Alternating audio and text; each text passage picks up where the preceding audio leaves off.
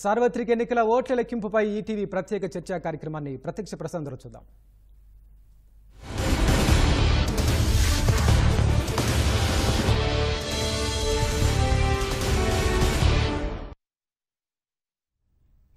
నమస్కారం. సార్వత్రిక ఎన్నికల ఫలితాలపై ప్రత్యేక చర్చా కార్యక్రమానికి స్వాగతం. దేశవ్యాప్తంగా మోదీ హవా మరోసారి చాలా స్పష్టంగా కనిపించింది. ఎన్డీఏ కూటమి అభ్యర్థులు అత్యధిక స్థానాల్లో ఆధిక్యంలో దూసుకుపోతున్నారు. ప్రస్తుతం ట్రెండ్స్ ఒకసారి చూస్తే భాజపా కూటమి 298 చోట్ల ఆధిక్యంలో కొనసాగుతోంది. కాంగ్రెస్ కూటమి 192 చోట్ల ఆధిక్యంలో కొనసాగుతుండగా ఇతరులు 53 చోట్ల ఆధిక్యంలో కొనసాగుతున్నారు. ఇక దేశవ్యాప్తంగా కూడా అత్యధికంగా ఆసక్తి ఉత్కంఠ కలిగించిన రాష్ట్రం ఆంధ్రప్రదేశ్. ఒకసారి ఆ ఫలితాల సరళి చూద్దాం. టీడీపీ ధాటికి అంటే ఇక్కడ అధికారంలో ఉన్నటువంటి వైఎస్ఆర్సీపీ ఫ్యాన్ రెక్కలు ప్రజలు విరిచేసినట్టే చాలా స్పష్టంగా కనిపిస్తుంది. ఆంధ్రప్రదేశ్ ముఖ్యమంత్రిగా నారా చంద్రబాబు నాయుడు ప్రమాణ స్వీకారం ఖాయంగా కనిపిస్తోంది. ఫలితాల వెల్లడి మొదటి నుంచి చూస్తే కూడా ఎన్డీఏ కూటమికి టీడీపీ, జనసేన, బీజేపీ అభ్యర్థులు పూర్తి ఆధిక్యంలో దూసుకుపోయారు. జిల్లాల వారీగా చాలా స్పష్టమైన మెజార్టీ దిశగా దూసుకెళ్తున్నారు. ప్రస్తుతం తెదేపా 5 చోట్ల విజయం సాధించింది. 128 చోట్ల ఆధిక్యంలో కొనసాగుతోంది. వైకాపా 14 స్థానాల్లోనే ఆధిక్యంలో కొనసాగుతోంది. జనసేన 21 చోట్ల, భాజపా 6 చోట్ల ఆధిక్యంలో కొనసాగుతుండగా ఓ చోట విజయం సాధించింది. అయితే ప్రస్తుతం మనతో పాటు చర్చలో ఉన్న వాళ్ళతో ఒకసారి మాట్లాడదాం. అడుసుమిల్లి శ్రీనివాసరావు గారు ప్రముఖ రాజకీయ విశ్లేషకులు ప్రస్తుతం మనతో పాటు ఉన్నారు. అట్లాగే డివి శ్రీనివాస్ గారు సీనియర్ జర్నలిస్ట్ మనతో పాటు ఉన్నారు. రవిశంకర్ రెడ్డి గారు పరిశోధకులు జూమ్ లైన్లో ఉన్నారు. అట్లాగే ముప్పాళ్ల సుబ్బారావు గారు పౌర హక్కుల సంఘం అధ్యక్షులు ఏపీ జూమ్లో ఉన్నారు. నమస్తే అండి అందరికీ. రైట్, ముప్పాళ్ల సుబ్బారావు గారు మొదట మీతో మొదలు పెడదాం. ఇంత ఏకపక్షమైన విజయం అంటే గతంలో చూస్తే అసలు తెదేపా ఆవిర్భావం నుంచి చూస్తే కూడా ఇంత ఏకపక్ష విజయం కట్టబెట్టలేదు. ఈసారి ఇంత ఏకపక్ష విజయం కట్టబెట్టడానికి కారణం ఏంటంటారు? ఎందుకంటే వైసీపీ 151 స్థానాలకు పైగా విజయం సాధించినప్పుడు ఇంత స్థానంలో ఊహించలేదు. అందుకే ఉత్కంఠ ఆసక్తి కలిగింది. కానీ ఫలితాల దగ్గరికి వచ్చేసరికి ప్రజలందరూ ఏకపక్షంగా ఓటంతా టీడీపీ కూటమికి వేసినట్టు కనిపిస్తుంది. అంటే ఏం రీజన్ అంటారు? ఒకటి, ఇక్కడ గౌతమి గారు ఆల్రెడీ ప్రజా వేదిక దగ్గర నుంచి మొదలైన విధ్వంసం అద్దు అదుపు లేకుండా ఒక నియంత పాలన ఈ రాష్ట్రంలో కొనసాగింది. విచారణ సంస్థలను చెప్పు చేతుల్లో పెట్టుకొని ప్రతిపక్షాలు, ప్రజలు, ప్రజా సంఘాల మీద నిర్బంధకాండతో రాజ్యహింస కొనసాగించింది వైఎస్ఆర్సీపీ యొక్క ప్రభుత్వం, జగన్మోహన్ రెడ్డి ప్రభుత్వం.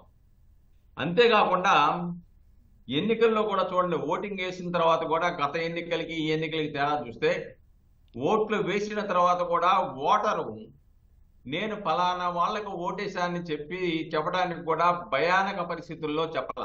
అవును, వాళ్ళ పథకాలు పోతాయా, వాళ్ళ మీద దాడులు చేస్తారా, వాళ్ళ మీద తప్పుడు కేసులు బనాయిస్తారా, అంత భయానక పరిస్థితుల్లో ఓటరు 5 సంవత్సరాల పాటు కసిని వాళ్ళ హృదయాల్లో పెంచుకొని ఓటు అనే ఆయుధం ద్వారా, నిశ్శబ్ద విప్లవం ద్వారా ఈ రోజున నియంత పాలనకి అంతం పలికారనే విషయాన్ని ఇక్కడ మనం గమనించాలి.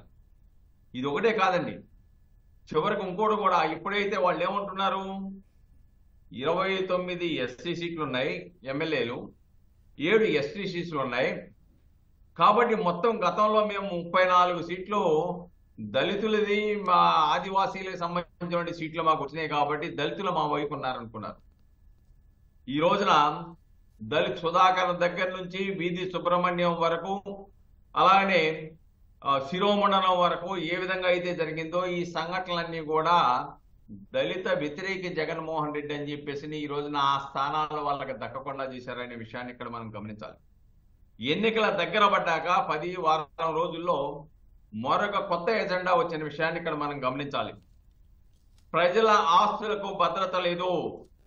ఈ ప్రభుత్వం ల్యాండ్ టైటిలింగ్ చట్టం తీసుకొచ్చేసి తద్వారా ప్రజల ఆస్తులకు భద్రత లేకుండా ఆ ఆస్తులను కూడా తాకట్టు పెట్టడానికి జగన్మోహన్ రెడ్డి ప్రయత్నం చేస్తున్నారని ఏదైతే టైటిలింగ్ చట్టం బహిర్గతమైందో అక్కడి నుంచి ప్రజల్లో భయం మొదలెట్టింది. నిజమే, ప్రభుత్వ ఆస్తులే తాకట్టు పెట్టేశాడు, సచివాలయాన్ని తాకట్టు పెట్టేశాడు, ఈ రాష్ట్రాన్ని అప్పుల ఆంధ్రప్రదేశ్ చేసేశారు. రేపు మిగిలి ఉన్నాయి మనకి ఒరిజినల్ డాక్యుమెంట్లు ఇవ్వరట, వాళ్ళ దగ్గరే ఉంటాయంట. ఆ డాక్యుమెంట్లు కూడా తాకట్టు పెడితే మనం ఇబ్బందుల్లో పడతాము, మన ఆస్తులకు భద్రత లేదనేది చివరగా ప్రధాన ఎజెండాగా మారింది ఎన్నికలకు ముందు. ఈ యొక్క పరిస్థితులన్నీ, అలాగే రాజధాని లేనటువంటి రాష్ట్రం, ప్రాంతాల మధ్య విభేదాలు సృష్టించడానికి, రాయలసీమ, ఉత్తరాంధ్ర, మధ్య ఆంధ్రప్రదేశ్లని విచ్ఛిన్నం కలిగించడానికి, విచ్ఛిన్నం చేయడానికి ప్రభుత్వం చేసిన కుట్ర.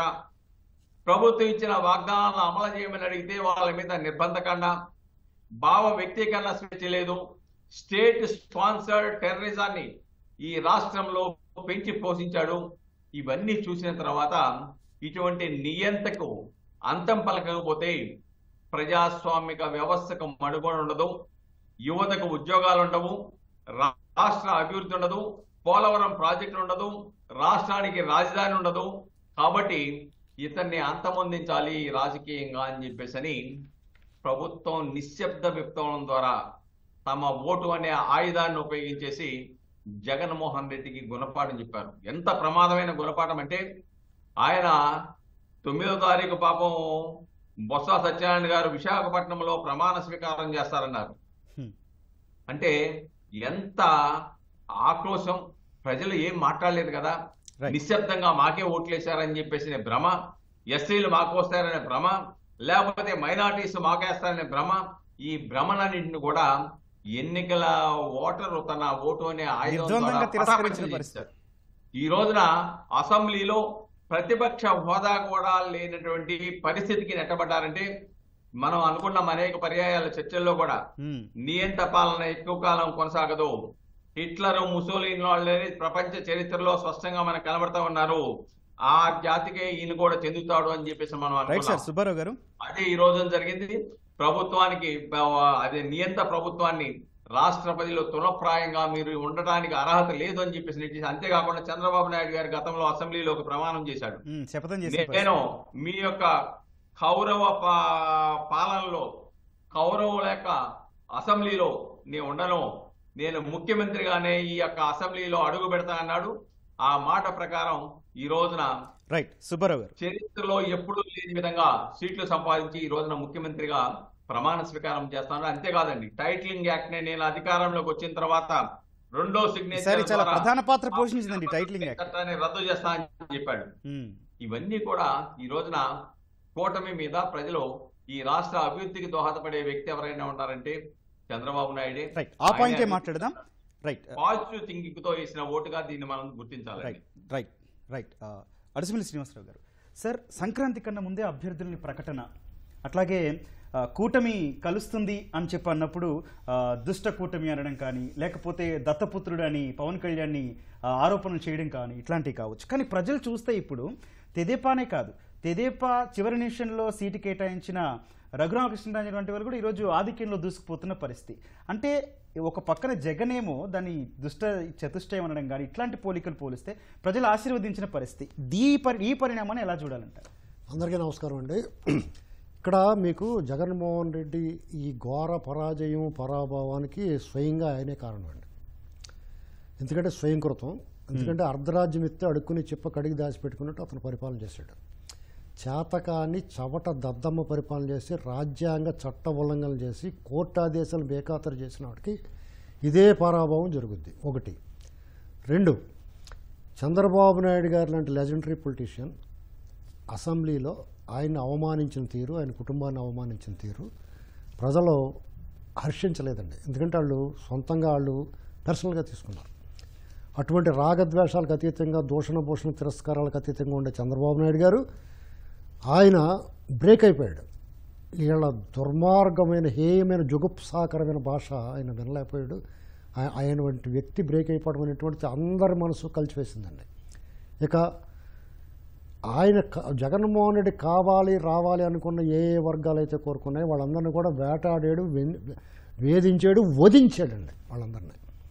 ఇక పవన్ కళ్యాణ్ గారు ఆయన వ్యక్తిగతంగా ఆయన జోలికి వెళ్ళి ఆయన పెళ్ళిళ్ళ గురించి మాట్లాడతా చాలా నీచంగా ఆయన మాట్లాడటమే కాకుండా ఆయనకు సంబంధించిన మంత్రివర్గంలో మంత్రులు కూడా, మీకు ఎలా అంటే మనం నడుస్తూ ఉన్నప్పుడు డ్రైనేజ్ మోత్తేస్తే ఎలాంటి దుర్వాసన వస్తుందో అటువంటి దుర్వాసన వచ్చే మనుషులు, మంత్రులు వాళ్ళ దగ్గర ఉన్నారు. కొడాల నాని కానీ, రోజా గారు కానీ, ఇలాంటి వాళ్ళు అనేక మంది. వాళ్ళు ప్రజలు దాని గురించి నిరసన చెప్పాలంటే, దానికి ప్రతిస్పందించాలంటే కూడా భయాందోళన గురయ్యే పరిస్థితి తీసుకొచ్చారు. ఇవన్నీ ఒక ఎత్తు అయితే వాళ్ళ ప్రవర్తన వాళ్ళ వ్యవహార శైలి ఇదైతే రాష్ట్రంలో దొంగలు పడ్డారండి. ఈ దొంగల ముఠ డే లైట్ రాబరీ చేశారు. ఇసుక కానీ మద్యం కానీ భూములు కానీ అప్పులు తెచ్చిన సొమ్ములో ఇప్పుడు అర్జెంటుగా రేపు ఏర్పడబోయే కొత్త ప్రభుత్వం ఇతను తీసుకొచ్చిన అప్పుల్లో ఇతను సంక్షేమ పథకాలకి ఈ బటన్ నొక్కింది మినహాయించి మిగతా సొమ్ము వేర్ ఇస్ ద మనీ అర్జెంటుగా రైట్ నో ఇప్పుడే దాని మీద శ్వేతపత్రం రావాలి. వాళ్ళందరినీ కూడా ఈ దేశం కానీ రాష్ట్రం కానీ వాళ్ళ ఇల్లు కానీ దాటిపోకుండా అర్జెంటుగా వాళ్ళకి బౌండరీస్ విధించాలి, పాస్పోర్ట్లు హ్యాండ్ ఓవర్ చేసుకోవాలి, విమానాశ్రయాలన్నింటిని కూడా ఎలర్ట్ చేయాలండి. వీళ్ళందరూ పారిపోతారు లేకపోతే. నెక్స్ట్ ఇంకోటి ఏంటంటే వీళ్ళ వ్యవహారం వ్యక్తుల్ని రాజకీయాల్ని ప్రతిపక్షాలు ఈ ప్రజాస్వామ్య దేశంలో ప్రతిపక్షాలు ఖచ్చితంగా మాట్లాడతాయి. ప్రభుత్వం చేసే ప్రజా వ్యతిరేక నిర్ణయాలు ప్రశ్నిస్తాయి. వాళ్ళందరినీ నిర్బంధించి అడ్డగించి ఆటంకాలు కల్పించి ఒక ఎత్తు. ఇవన్నీ ఒక లెవెల్లో చేసుకొస్తే ఏనాడు కూడా ప్రతిపక్షాలు ప్రధాన ప్రతిపక్షమైన టీడీపీ మడమ తిప్పని పోరాటం చేసిందండి. అవును. ఇందులో మనం చెప్పుకోవాల్సింది ఏంటంటే ఉపాధి లేక విలవలాడుతున్న, ఉద్యోగాలు లేక, డిఎస్సీలు లేక విలవలాడుతున్న యువతను ఆకర్షించడానికి లోకేష్ గారి పాదయాత్ర అనేటువంటిది ఖచ్చితంగా ప్రజల్లోకి వెళ్ళింది. యూత్ అంతా ఆయన ఓన్ చేసుకున్నారు. యువగళం పాదయాత్రలో ఆయన అన్ని వర్గాలని, ప్రజా సంఘాలని, కుల సంఘాలని, వృత్తి నిపుణుల్ని అందరినీ కలుసుకుని, యూత్ విద్యార్థులందరినీ కలుసుకుని వాళ్ళు ఏ సమస్యలు ఉన్నాయో వాళ్ళ ద్వారా విని వాళ్ళని కన్విన్స్ చేసాడు, వాళ్ళకి ఒప్పించాడు, మెప్పించాడు. అతను నాయుడు కొడుకు కాదు, అతను నాయకుడు అయ్యాడు అనిపించుకున్నాడు. దాటి ఒక నిమిషం ఆగలండి మీరు చెప్పండి. ఎందుకంటే ఇవన్నీ ఒక రకమైతే ఈ దేశమే మెచ్చిన ప్రపంచంలో తెలుగువాడు ఎక్కడ ఉంటే అక్కడ మెచ్చిన ఒక లెజెండరీ మీడియా టైకూన్ శిఖరం ఈనాడు సంస్థల అధిపతి రామోజీరావు గారి గురించి రాజమండ్రిలో ఒక ప్రేతాత్మ ఉంది. అది మీకు నేను పేరు ప్రత్యేకించి చెప్పక్కలేదు. రాజశేఖర రెడ్డి ఆత్మ కేవీపీ రామచంద్రరావు అయితే రాజశేఖర రెడ్డి ప్రేతాత్మ రాజమండ్రిలో నిత్యం విషం కక్కటమే తన పని. కాలకూట విషం. అమెజాన్ అడవుల్లో మాత్రమే అటువంటి సర్పాలు ఉంటాయి. ఆ సర్పాలు కాటేస్తే ఫ్రాక్షన్ ఆఫ్ సెకండ్స్లో మెదడుకు చేరి మనిషి నిర్వీర్యం అయిపోతాడు. దానికంటే ప్రమాదకరమైన విషయం కక్కాడు అతను. ఒక శిఖరాన్ని చేరుకోలేరు వీళ్ళు. ఒక పర్వతం రామోజీరావు గారు ఆయన్ని అధిగమించలేరు. ఆయన ఆకాశం వీళ్ళు అందుకోలేరు. కాబట్టే ఆయన మీద విషం కక్కారు. కానీ నా చిన్నప్పటి నుంచి వస్తున్నానండి, దాదాపు 40 ఏళ్ళ నుంచి నేను ఈనాడు పేపర్ చదువుతున్నాను. ఈనాడు పేపర్ చదువుతా పెరిగాం మేము. ఈనాడు పేపర్ వచ్చిందంటే మాకు తెల్లారుతూ ఉంటుంది.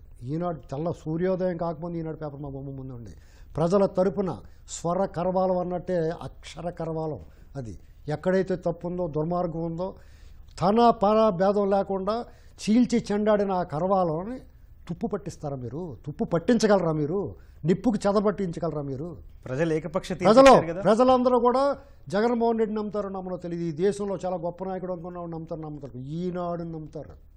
వాళ్ళ సంస్థ మార్గదర్శి సంస్థల మీద మీరు ఏకపక్షంగా దుర్మార్గంగా మీరు రాళ్ళు వేయాలనుకుంటే దుర్మార్గంగా ఆ వ్యక్తిని అవమానిస్తారా? ఆయన ఫోటోలు బయట రిలీజ్ చేసి ట్రోల్ చేస్తారా? ప్రజల గుండె గాయపడినాయండి. ఎందుకంటే చంద్రబాబు నాయుడు గారిని అరెస్ట్ చేసి ఏ రకంగా వేధించారో చూశారు. వాళ్ళ సతీమణిని ఎలా అయితే కించపరిచారో చూశారు. అలాగే రామోజీరావు గారిని ఆ సంస్థలని ఎంత ఇబ్బంది పెట్టారో చూసాం మేమండి. కానీ ఇక్కడ ఆంధ్రప్రదేశ్ పౌరులు ఎప్పుడు పడితే అప్పుడు స్పందించరండి. ఎప్పుడు స్పందించాలో అప్పుడు స్పందిస్తారు. నేను ఏనాడో చెప్పాను, ఈ జగన్మోహన్ రెడ్డి అనేటువంటి వ్యక్తి ఇతను ప్రజా కంటక పరిపాలన చేస్తున్నాడో, ప్రజా ద్రోహం చేస్తున్నాడో, ప్రజల పట్ల బాధ్యత లేకుండా ఉన్నాడో, ప్రజల భవిష్యత్తుకి భంగం కలిగిస్తున్నాడో, అంధకారంలో నెట్టేస్తున్నాడో, ఒప్పులు ఊపులో నెట్టేస్తున్నాడో, డెఫినెట్గా అతను డిజాస్టర్ అవుతాడు, సింగిల్ డిజిట్కే పరిమితం అవుతాడు అని ఏనాడో చెప్పాను. అది నిజమవుతా ఉంది. Right sir. ఇక్కడ ఇంకొక విషయం ప్లీజ్ దయచేసి ఒక్క నిమిషం. ఈ జగన్మోహన్ రెడ్డి గారు నేను సంక్షేమ పథకాలు ఇస్తున్నాను కదా, బటన్ నొక్కుతున్నాను కదా, ఈ ప్రజలందరూ నా వెనకాల ఉన్నారని చెప్పేసి ప్రజల్లో ఒక చీలిక తీసుకొచ్చే ప్రయత్నం చేశాడు. పేదలో పెత్తందారులు అన్నాడు. ఎర్రచందనం దొంగలు కొట్టు అమ్ముకునే వీరప్పని కానీ, ఏనుగు దంతాలు అమ్ముకునే వీరప్పన్ను అతను కూడా కొన్ని గూడాల్ని తనకు అనుకూలంగా పెట్టుకుంటాడు తన రక్షణ కోసం. అంతే తప్ప వాళ్ళ మీద ప్రేమతో కాదండి. Right sir. అదే గమనించారు జగన్మోహన్ రెడ్డి గారు. ఇంకోటి ఏంటంటే నీ ఆహార్యం, నీ వ్యవహారం, నీ విధానం, నీ పద్ధతి, నీ మాట తీరు, ఇతరులని కించపరుస్తుంటే, నీ తోటి శాసన చేపుల్ని కించపరుస్తుంటే నువ్వు నవ్వుకునే ముసిమిసి నవ్వులు, నీ పైశాచిక ఆనందానికి ప్రజలు వాళ్ళు బుద్ధి చెప్పారు. రైట్ సార్, చర్చ కొనసాగిద్దాం. రవిశంకర్ రెడ్డి గారి విశ్లేషణ, అట్లాగే శ్రీనివాస్ గారి విశ్లేషణ చూద్దాం. ఇప్పుడు చిన్న విరామం తీసుకుందాం.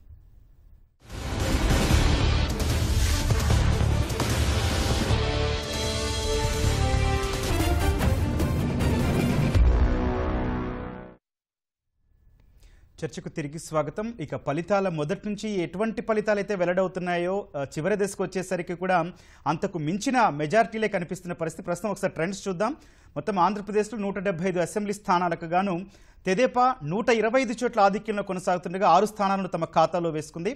ఇక జనసేన 20 చోట్ల ఆధిక్యంలో కొనసాగుతోంది. భాజపా 1 చోట విజయం సాధించి 6 చోట్ల ఆధిక్యంలో కొనసాగుతుండగా వైకాపా 17 చోట్ల ఆధిక్యంలో కొనసాగుతుంది. ఇక జిల్లాల వారీగా చూసినా కూడా అవే ఫలితాల సరళి. విశాఖపట్నంలో 15కు గాను 13 చోట్ల తెదేపా కూటమి ఆధిక్యంలో ఉంది.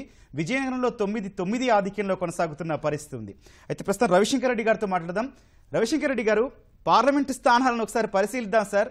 వేరే అభ్యర్థే లేరు, వేరే గుర్తే లేదు ఈవీఎంలో అన్నట్లు ప్రజలందరూ ఏకపక్షం, ఎవరు చూడు 1,00,000కు మించిన మెజార్టీ కనిపిస్తుంది. రాజమండ్రిలో అయితే 2 లక్షలు దాటేసింది. అంటే పార్లమెంటు స్థానాల్లో ఇంతటి భారీ విజయాలు అనుకోవచ్చు, ఇంకా మనం తప్పులేదు. ఎట్లా సాధ్యమైందంటారు? అంటే అక్కడ పార్లమెంటుకు వేసేటప్పుడు ఏం ఆలోచించారు ఓటర్లు? ఒకటి నేను చాలా స్పష్టంగా చెప్పదలుచుకుంది, ఆంధ్రప్రదేశ్ ప్రజానికం చాలా చైతన్యవంతమైన ప్రజలు.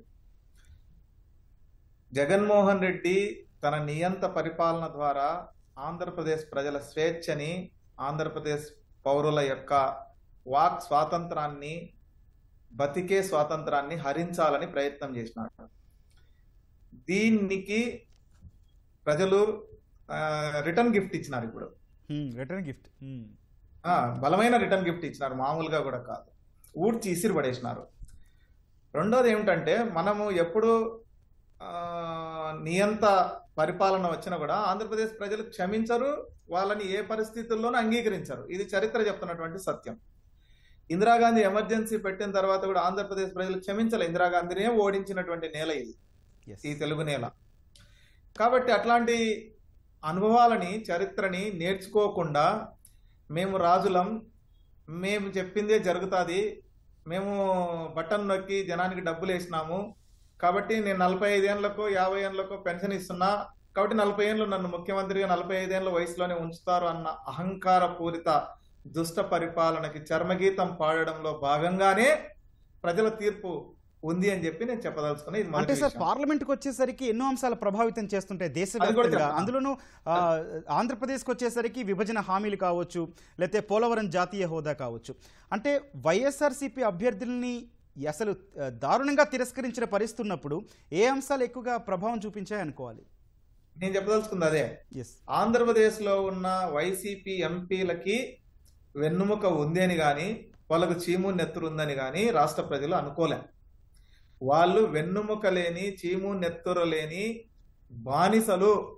కేంద్రం నుంచి ఆదేశాలు అనుకోవచ్చేమో కదా, ఆదేశాలకే బానిసలు వాళ్ళు. అది ఆ బానిసత్వాన్ని కేంద్రం దగ్గర పెట్టి తమ రాజకీయ అవసరాలు, తమ కేసులు, తమ యొక్క సొంత ప్రయోజనాలు నెరవేర్చుకోవడానికి చేస్తున్నటువంటి ప్రయత్నాలని ఆంధ్ర రాష్ట్ర ప్రజానికం గుర్తించినారు. అది జాతీయ హోదా గాని, వెనుకబడిన ప్రాంతాలకు ఇచ్చే నిధులు గాని, కడప ఉక్కు ఫ్యాక్టరీ గాని, లేకపోతే రైల్వే జోన్ గాని, లేకపోతే పోలవరానికి నిధుల సమీకరణ గాని, ఇట్లాంటి అన్ని విషయాల్లో ఆంధ్రప్రదేశ్ ఎంపీలు ఘోరంగా విఫలమైనారన్న సంగతి అందరికీ తెలుసు. సహజంగానే ఒకటి, ఇక్కడ నియంత పాలన పోవాలనుకున్నారు, ఇక్కడ తుడిచేయాలనుకున్నారు ఈ పాలని. రెండోది, ఈ వెన్నుముక లేని, చీము నెత్తరు లేని జగన్ బానిసలు పార్లమెంట్ లో ఉంటే ఎంత, ఊడితే ఎంత అని ప్రజలు అనుకున్నారు. దాని కారణంగా ఇక్కడ ఘోరంగా ఓడించాలని నిర్ణయించుకున్నారు. ఆశ్చర్యం వేస్తుంది. అసలు ఊహించడానికి కూడా సాధ్యం కాని మెజారిటీ కనబడుతుంది. అసలు ఎవరో తెలియని సీఎం రమేష్ కడప జిల్లా వాడు, ఏలూరు ప్రజలకు అతను ఎవరో, అనకాపల్లి ప్రజలకు అతను ఎవరో కూడా తెలియదు. న్యాయంగా మాట్లాడితే ఆయనకు 1,00,000 ఓట్ల మెజారిటీ వస్తా ఉంటే, మహేష్ యాదవ్ కడప జిల్లా వాసి, అతని కంటే అక్కడ అత్తగారిలో ఇంకొకటి ఉంది కాబట్టి గెలుస్తున్నాడు అనుకుంటే, సీఎం రమేష్ లాంటి వాళ్ళు అసలు ఏ రోజు పెద్దగా ప్రభావం చూపిన వ్యక్తులు కూడా లక్షల మెజారిటీ.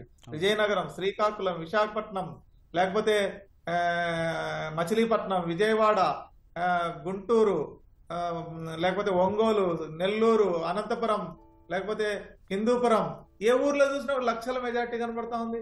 1,00,000 ఓట్లకి ఎవరు తక్కువ లేరు. ఈ రకమైనటువంటి పరిస్థితి. అంటే నేను అనుకోవడం ఏంటంటే జాతీయ అంశాలు పనిచేయడంతో పాటు అసలు వైసీపీ గుర్తుకు ఏ పరిస్థితుల్లో ఓటేయకూడదు అనుకున్న ప్రజల యొక్క నిశ్చితమైన అభిప్రాయం కూడా దీనికి కలిసి వచ్చిందని నాకు అనిపిస్తా ఉంది. ఎందుకంటే అక్కడ ఫ్యాన్ గుర్తు కనబడితే జగన్ కనపడినాడు, జగన్ కనబడితే జగన్ అరాచకాలు కనపడ్డాయి, జగన్ దాష్టికాలు కనపడ్డాయి, జగన్ దౌర్జన్యాలు కనపడ్డాయి, జగన్ దారుణాలు కనపడ్డాయి. అది ఇసుక లేకుండా చేసిన భవన నిర్మాణ కార్మికుల ఏదైతే కడుపు కోత ఉన్నదో, కొన్ని 2 సంవత్సరాల పాటు వాళ్ళు అనుభవించిన కడుపు కోత కనపడింది వాళ్ళకి. అంతేకాదు మద్యం ద్వారా చనిపోయిన కుటుంబాల యొక్క చావు కేక ఈరోజు వినిపించింది ఇక్కడ. లేదు హత్యా రాజకీయాలు అక్కడి నుంచి ఇక్కడ దాకా. లేదు ఏదైతే ఇసుకని ఎంత ఎక్స్ప్లాయిట్ చేసినారో, అసలు ఊహకందనంత ఎక్స్ప్లాయిట్ చేసినటువంటి పరిస్థితి ఉంది. ఆశ్చర్యం వేస్తుంది. మా ఊరి దగ్గర పర్మిషన్ లేకుండానే 5 ఏళ్ళు ఇసుక తోలుతుంటే ఏ అధికారి పట్టించుకోలే. అసలు క్వారీనే లేదు 5 ఏళ్ల పాటు. ఒక్కరు కూడా ఇక్కడ క్వారీకి పర్మిషన్ లేదంటారు కానీ ఆపరు. ఈ రకమైన దుర్మార్గాలు, దౌర్జన్యాలని ప్రజలు ఈ ఓటు రూపంలో తుడిచిపెట్టేసినారని చెప్పి నేను భావిస్తాను. డివి శ్రీనివాస్ గారు, సంక్షేమమే మమ్మల్ని గెలిపిస్తుంది, సంక్షేమమే నాకు అన్ని. ఒక రకంగా చెప్పాలంటే సొంత పార్టీ ఎమ్మెల్యేలను కూడా పక్కన పెట్టి సంక్షేమాన్నే ముందుకు తీసుకెళ్లిన పరిస్థితి వైఎస్ జగన్. కానీ ఈరోజు అదే సంక్షేమాన్ని ప్రజలు అది సంక్షేమం కాదు, మమ్మల్ని వెనకంజ వేస్తున్నారు, లేకపోతే మా బిడ్డలకి ఉద్యోగాలు రాకుండా ఆపుతున్నారు అని ఆ సంక్షేమాన్ని వేరే రూపంలో తీసుకుంటేనే ఈరోజు ఈ ఫలితం అనుకోవచ్చా? అబద్ధాల సంక్షేమం, ఓకే, బోగస్ సంక్షేమం. జగన్మోహన్ రెడ్డి చేసిన సంక్షేమమే కాదు. ఆ సంక్షేమం జగన్ సంక్షేమం తప్ప జనం సంక్షేమం కాదని ఇవాళ ప్రజా తీర్పు అన్నమాట. ఇది చరిత్రలో నిలిచిపోయే తీర్పు.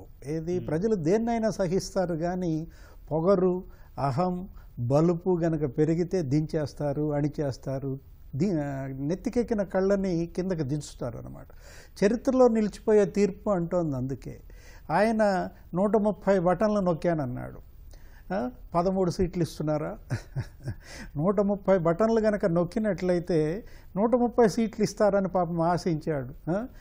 10 బటన్లకు 1 సీటు కూడా రాలేదంటే అతను చేసినటువంటి బోగస్ సంక్షేమం, అతను ఇచ్చినటువంటి అబద్ధాల సంక్షేమం అన్నమాట.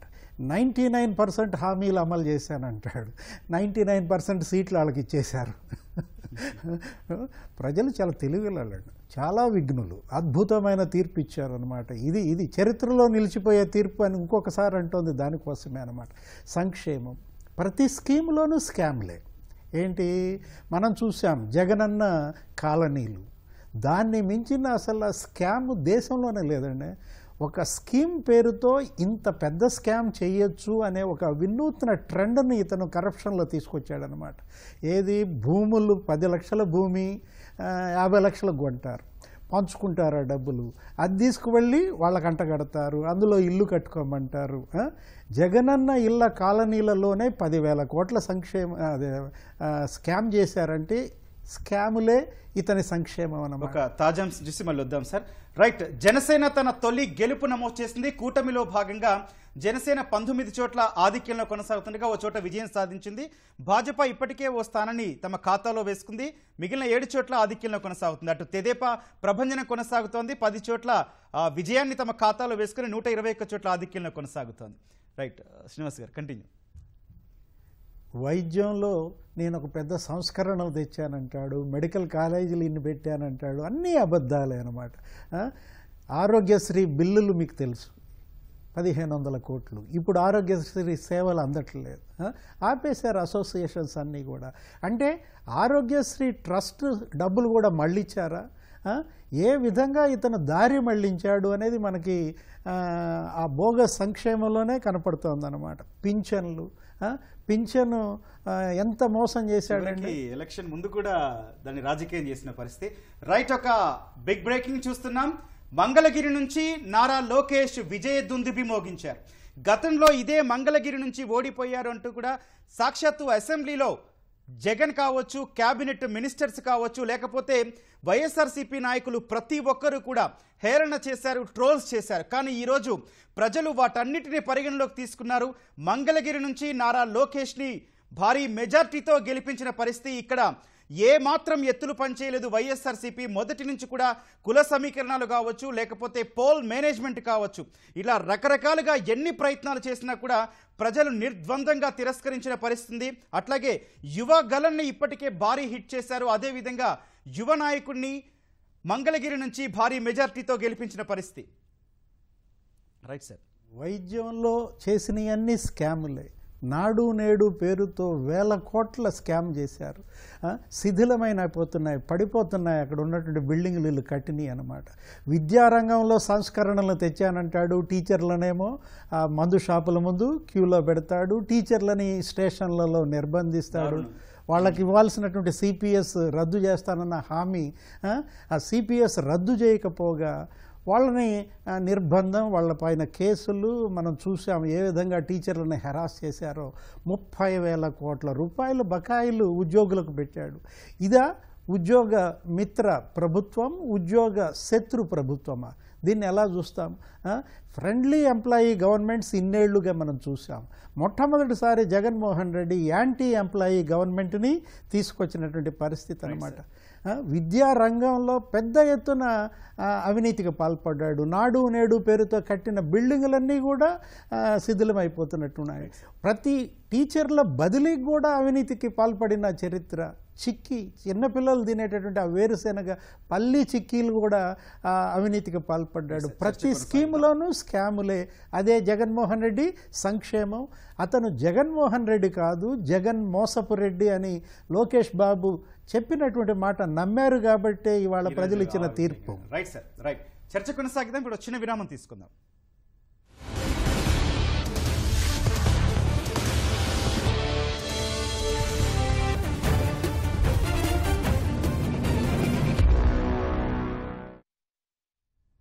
చర్చకు తిరిగి స్వాగతం. అటు దేశవ్యాప్తంగా ఎన్డీఏ ప్రభంజనం కనిపిస్తోంది. మోదీ హవా మొదటి నుంచి కూడా చాలా స్పష్టంగా కనిపిస్తోంది. 392కు 290 స్థానాలకు పైగా ఆధిక్యం కొనసాగుతున్న పరిస్థితి. తాజాగా ఎన్డీఏలో ఉన్నటువంటి టీడీపీ అధినేత చంద్రబాబు నాయుడు మోదీ, అమిత్ షాకు ఫోన్ చేసి శుభాకాంక్షలు కూడా తెలిపిన పరిస్థితి. ఎన్నో సభల్లో ఆంధ్రప్రదేశ్లో ప్రధాని మోదీ వచ్చి రాష్ట్రంలో నిరంకుశ పాలన అంతమవ్వాలి, చంద్రబాబు గెలవాల్సిన అవసరం ఉందంటూ కూడా ఆయన ఎన్నో సభల్లో వ్యాఖ్యానించిన పరిస్థితి. ప్రస్తుతం అడిసిమిల్లి శ్రీనివాసరావు గారితో మాట్లాడదాం. సార్, అసలు రాష్ట్రంలో వైఎస్ఆర్సీపీ ఓడిపోతున్న అందరికన్నా ముందు పసిగట్టింది ప్రజలు. ఎందుకంటే 2వ సంవత్సరం నుంచి కూడా ప్రజలందరూ తిరస్కరించిన పరిస్థితి. ఆయన సభలు పెట్టినా సిద్ధం అన్నా కూడా మధ్యలోనే వదిలి వచ్చేస్తున్న పరిస్థితి. అట్లాగే యువతలో కూడా అసంతృప్తి ఉన్న పరిస్థితి. మెగా డిఎస్సి కావచ్చు, ఇవన్నీ కావచ్చు.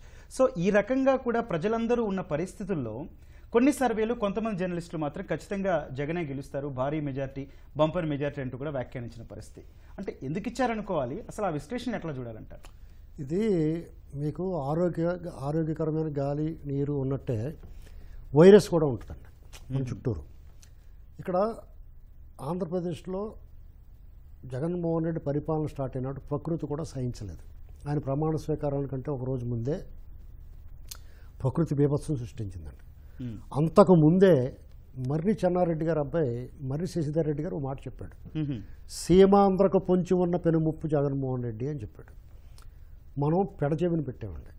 ఆ మాట వినలేదు ఆంధ్రప్రదేశ్ పౌరులు. సరే, ఇన్ని వేల కోట్లు దొంగిలించిన, 16 నెలలు జైల్లో ఉన్నా, ఏ1గా 13-12 కేసుల్లో ఏ1గా ఉన్నా అతన్ని క్షమించి పనిలో పెట్టుకున్నారు. కానీ అతను పనిలో పెట్టుకున్న క్షణమే ఆ రోజు నుంచే పనివాడిని మనం వదులుకొని పనికి మాలని తెచ్చుకున్నాం అనేటువంటి విషయం ప్రజలకు అర్థమైపోయింది. ల్యాండ్ స్లైడ్ అంటే కొండ చర్యలు జారి పడుతున్నప్పుడు మనం ఆ దృశ్యాన్ని గమనించలేము. అంటే మన కళ్ళు దాన్ని గమనించలేదండి. కొండ చర్యలు జారి పడుతున్నప్పుడు చివరకు వచ్చినప్పుడు ఒకేసారి దైవేమని పడిపోతాయి. అలా జరిగింది ఇది. ఎందుకంటే మేము పబ్లిక్ నుంచి ఉన్నాం, మేము పౌర సమాజం నుంచి ఉన్నాం, అబ్జర్వ్ చేస్తాం. జగన్మోహన్ రెడ్డి తీసుకున్న ప్రజా వ్యతిరేక నిర్ణయాలు కానీ వేళ్ళలోనికున్న ఒక సంస్థని ఇటుక పేర్చి రూపాయి పేర్చుకుని విశ్వసనీయతని పెట్టుబడిగా పెట్టి విశ్వసనీయత సిమెంటు తోటి పూసి ఒక సామ్రాజ్యాన్ని నిర్మించిన సామ్రాజ్యాన్ని కోల్చాలనుకుంటే అతను చేసిన తప్పు. అలాగే 14 సంవత్సరాలు ముఖ్యమంత్రి చేసి 40 సంవత్సరాల రాజకీయ జీవితంలో ఉన్న ఒక వ్యక్తిని, భారతదేశమే గర్వించదాకా ఒక రాజకీయ నాయకుడిని, లెజెండరీ పొలిటీషియన్ని ఆయన్ని అవమానించి అవహేళన చేయటం అతను చేసిన రెండో తప్పు. ఇక నేను ఎందుకంటానంటే ఆ మాట, ఈ దేశంలో భూమి కోసం పోరాటం జరిగింది, భుక్తి కోసం పోరాటం జరిగింది, విముక్తి కోసం పోరాటం జరిగింది. మొట్టమొదటిసారిగా చంద్రబాబు నాయుడు గారు అరెస్ట్ చేసినప్పుడు ఒక వ్యక్తి కోసం జరిగిందండి. ఇది గమనించాలి అందరూ.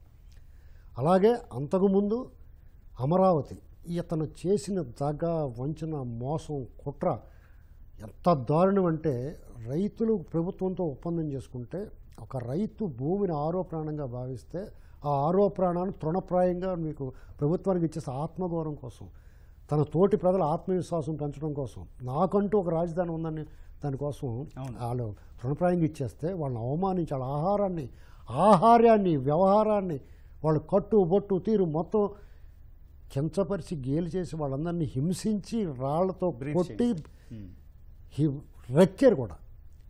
ఒక పశువు లాంటి అధికారి ఒక పచ్చి బాలింత్రాలు పొత్తుకడుపు మీద తనటం కంటే పైశాచికత్వం వేరేనే ఉంటుందండి. అమ్మవారికి పొంగళ్ళు ఇస్తుంటే ఇటుకరాయి పెట్టిన ఒక జిల్లా అధికారి, పోలీసు అధికారి సిగ్గు శరం మానవ మర్యాద వదిలేసి తన డ్యూటీ మర్చిపోయి ఇటుక బెడ్లు ఇచ్చి కొట్టడానికి ప్రయత్నం చేశాడు. వాళ్ళ ఆక్రోశం, వాళ్ళ ఉక్రోషం, వాళ్ళ రోషం, వాళ్ళ పౌరుషం ఇది శాపంగా మారి జగన్మోహన్ రెడ్డి వెంటాడిందని చెప్పి నేను అనుకుంటున్నాను. ఎందుకంటే ఈ ప్రజా న్యాయస్థానాల్లో మీకు న్యాయం డిలే అవ్వచ్చు, కానీ ప్రజా తీర్పు ఎప్పుడు కూడా ప్రకృతి కూడా సహకరిస్తుంది. వాళ్ళని నేల కూల్చే వరకు నిద్రపోతుంది. ఇంకోటి ఏంటంటే ఒక దుర్మార్గమైన హత్య చేసి పొల్లలడితీలో కట్టె దొంగలు నరికి ఒక వ్యక్తిని ఆ రక్తాన్ని తీసుకొచ్చి చంద్రబాబు నాయుడు గారికి బట్టలు తుడిసి అది బయటకు వచ్చిన తర్వాత దర్యాప్తు సంస్థలు డిలే చేసిన తర్వాత వాళ్ళందరినీ కొనుక్కుని కూడా వాళ్ళందరినీ మేనేజ్ చేసి ఏ రకంగా అతను వికృత విన్యాసాలు చేశారో స్వయంగా వాళ్ళ చెల్లెళ్ళు చెప్పారు, బయటకు వచ్చి చెప్పారు. ఇదంతా చూసినారు ప్రజలకు. అయ్యో బాబోయ్, మనం ఇటువంటి వ్యక్తి చేతిలో ఉన్నాము, మన భవిష్యత్తు ఏమైపోతుంది, భయం, బెంగ, ఆందోళన, వాళ్ళ భవిష్యత్తు పట్ల ఒక రకమైన భయాందోళనకు గురైపోయారండి ప్రజలందరూ. అందుకనే ప్రపంచంలో అంటే నేను ఒక చిన్న విషయం చెప్పాలి. మహిళలు, నేను ఈ జగన్మోహన్ రెడ్డి గారు అరాచకాల మీద మాట్లాడుతున్నప్పుడు రాస్తున్నప్పుడు కొంతమంది పరిచయం అయ్యారు నాకు. ప్రపంచ ప్రవాస పరివారం అంటే ఈ అక్రాస్ ది గ్లోబ్ మహిళలు స్పందించారండి. ముందు గురువుగారు అసలు ఏం చేయాలి మన రాష్ట్రానికి, మనం ఏం చేయగలం మేము అని చెప్పేసి అన్నప్పుడు మీరు అందరూ సంఘటితంగా ఉండండి, మీరు ఖచ్చితంగా మీరు అవేర్ చేయగలరు, ప్రతి ఒక్కరితో మీ బంధువులు మిత్రులు అందరితో మాట్లాడండి, మీకు సంబంధం లేని వాళ్ళతో కూడా మాట్లాడండి. అంటే మనందరం పగలో పనిచేసి రాత్రులు పడుకుంటాం, వాళ్ళు పగల పనిచేసి రాత్రి కూడా మన కోసం పనిచేసిన వాళ్ళు ఉన్నారు. మహిళా వింగ్ అని ఏర్పాటు చేసుకుని 4,000 మంది సభ్యులు ఉన్నారండి. ఇది ఎవరికి, ఈ తెలుగు వాళ్ళు ఎవరికి కూడా ఈ విషయం తెలియదు. 4,000 మంది 3 సంవత్సరాల నుంచి అహర్నిశలో పనిచేస్తూ ఉన్నారు. అట్లాంటి వేదికగా శివానీ గారిని ఒక ఆవిడ ఉన్నారు. ఇది మన ప్రపంచం గుర్తించాలి. ఎందుకంటే చంద్రబాబు నాయుడు గారి గురించి, ఆ రామోజీరావు గారి గురించి వాళ్ళు చేసిన వికృత విన్యాసాలు, అమరావతి మహిళల మీద దారుణంగా మాట్లాడిన పరిస్థితి, మహిళలను దారుణంగా హింసించి వాళ్ళు ట్రోల్ చేసి జుగుప్సాకరంగా ఇవన్నీ కూడా మనసు కలిచివేసిందండి వాళ్ళందరికీ.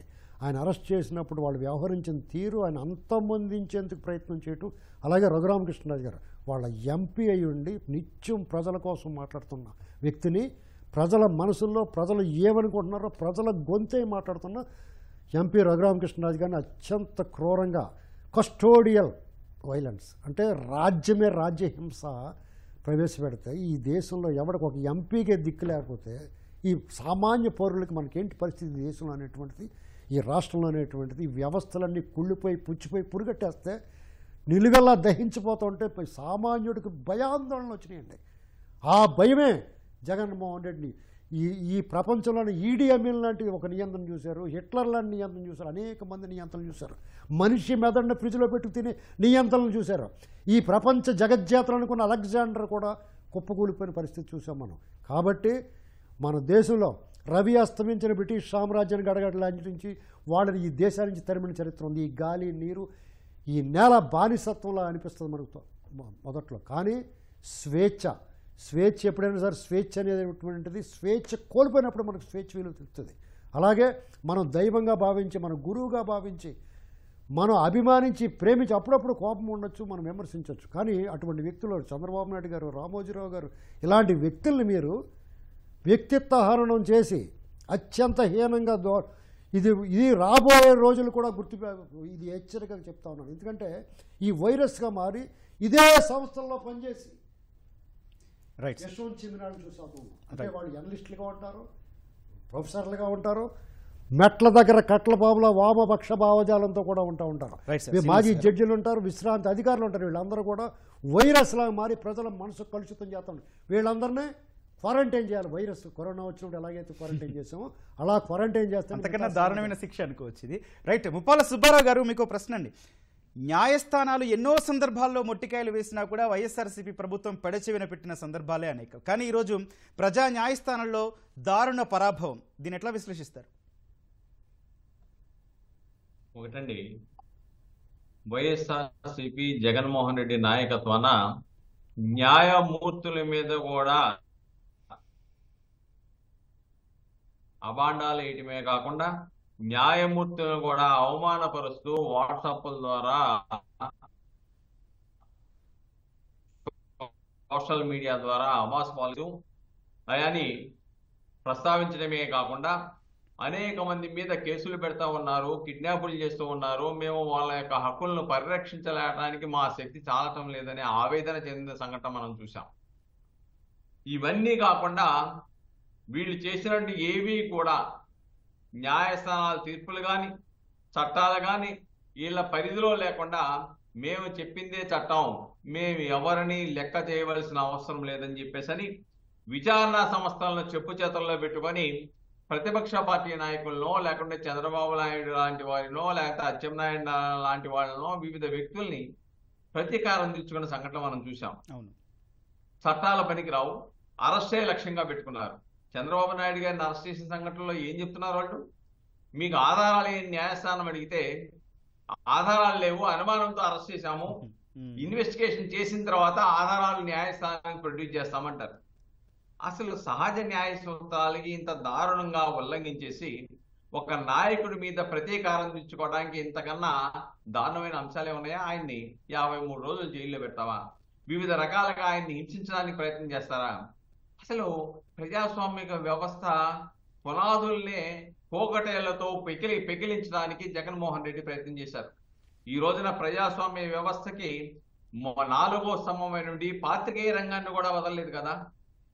ఈనాడో, ఈటీవీయో, లేకుంటే ఇతర మీడియానో, ఇతర పత్రికలో రాస్తే వాళ్ళ మీద పగసాదింపు తీసుకోవటం, లేకుంటే దేశద్రోహ నేరాలు పెట్టడం, వాళ్ళ పత్రికలు ఇచ్చేటువంటి చట్ట నిబంధనల ప్రకారం ఇవ్వవలసినటువంటి ప్రకటనలు ఇవ్వకుండా నిలుపుదల చేయటం, ఇవన్నీ కూడా ఏం చూపిస్తున్నాయి?